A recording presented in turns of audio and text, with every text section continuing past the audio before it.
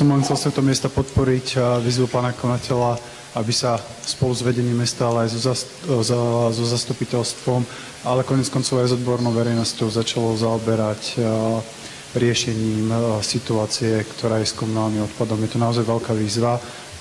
Musíme si uvedomiť, že dlhodobo určite nebudeme môcť vyvážať odpad do okolitých miest.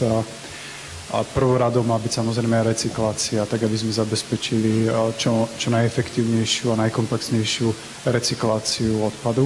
A moja otázka teda je, že či v rámci tých diskusí, ktoré momentálne prebiehajú v poli odborníkov, je jednou z tém aj akési energetické zhodnotenie komunálneho odpadu, pretože si myslím, že toto je jedna z ekologických a ekonomicky najvýhodnejších ciest, kde by sme dokázali spojiť to, čo mesto potrebuje, a teda riešenie komunálneho odpadu s tým, že sa dá s týmto prebytkovým teplom a energiou ďalej hospodáriť. Ďakujem.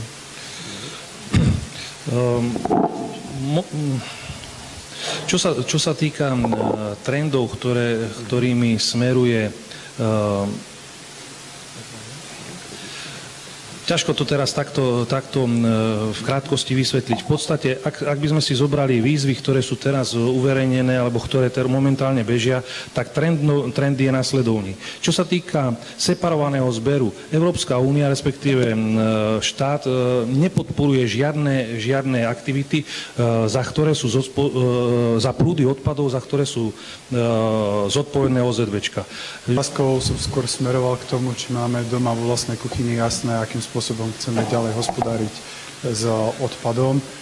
Je mi jasné, že výzvy z Európskej únie nám môžu k tomu pomôcť, ale nemôžeme teda len čakať, kedy bude nejaká výzva. Najskôr my musíme mať jasno v tom, čo chceme spraviť.